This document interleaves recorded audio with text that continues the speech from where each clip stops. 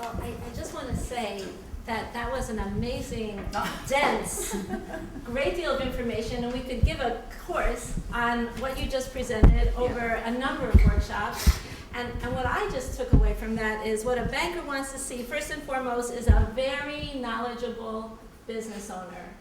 And I can promise you, no matter where you start out with no knowledge or some knowledge or a great deal of knowledge, you can become a very knowledgeable business owner from wherever you are starting out. It's just your own commitment to developing those tools and knowledge base. You can all do that. But let me continue with our presentation. I'm a technical assistance provider, so I'm doing my shtick. So next we have Natalie Brees, and she's vice president at Sovereign Bank. And Sovereign Bank lately is a wholly owned subsidiary of Banco Santander. And Natalie is as a relationship manager, and she specializes in small to medium-sized companies and works closely with the rest of her bank to provide each of those small companies and medium-sized companies access to a whole suite of products and services. She actually holds an MBA from Duke University, and she has 15 years of experience, although she looks too young to have 15 years of experience. In account management and commercial lending and microfinance. So welcome to Natalie. Hi, good morning, everyone. Let me just tell you something about the bank first, because they're employing me.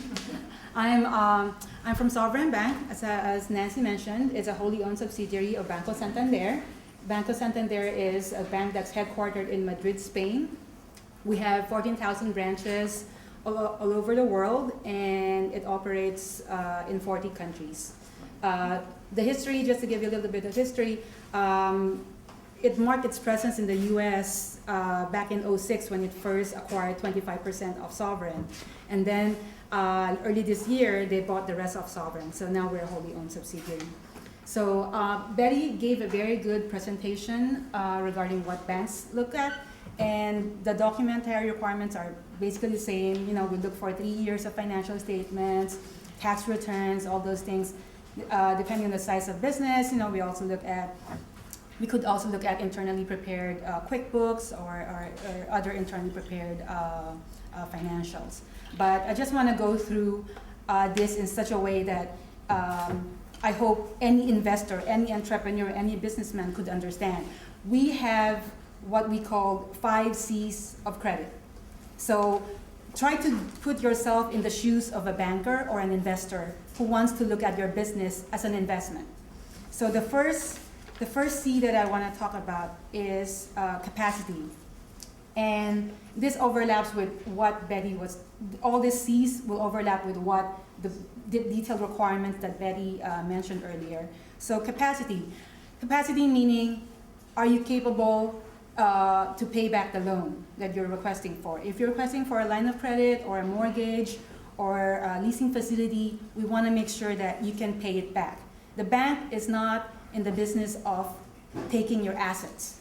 We don't really want to get stuck with, you know, your furniture, your equipment, your machines. We're not in that business. We're in the business of helping you grow your business, providing the capital that you need, and in order to turn it around and pay us back. So you know what happened with the mortgage business. You know, there were some mortgage companies who just granted loans to home borrowers that just didn't have the capacity to pay it back. And that's where the problem started, was because they did not do their due diligence on the financials. So the first thing that we would want to see is you are capable of paying it back.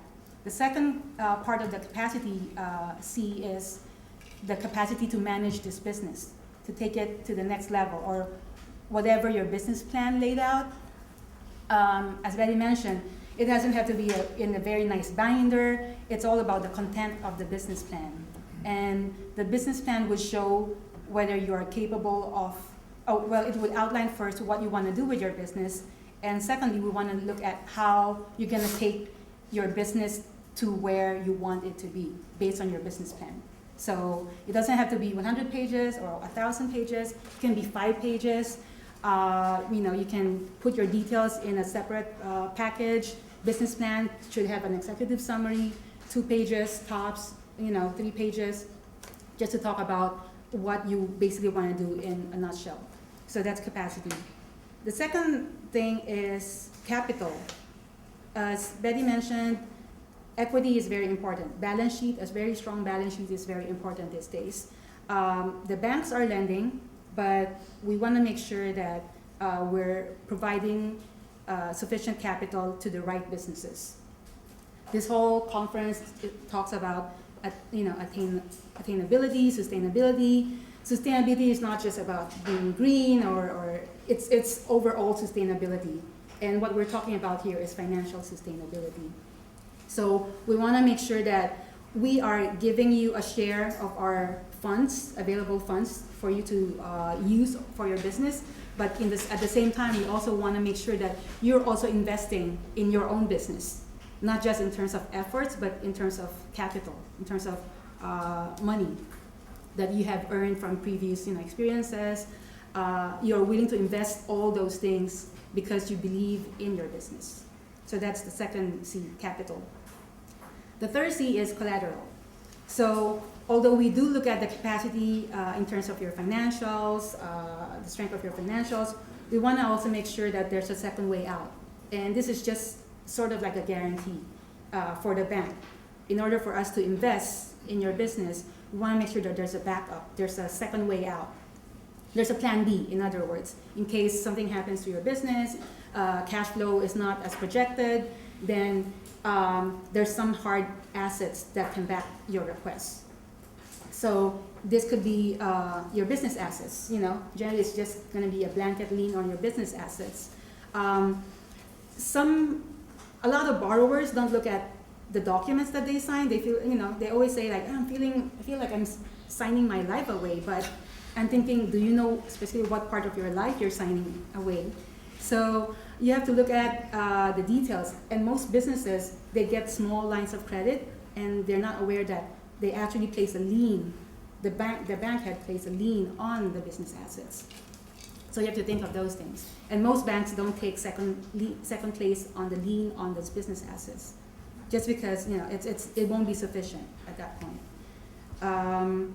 Also, it could be a real estate collateral, for mortgages, for bigger projects.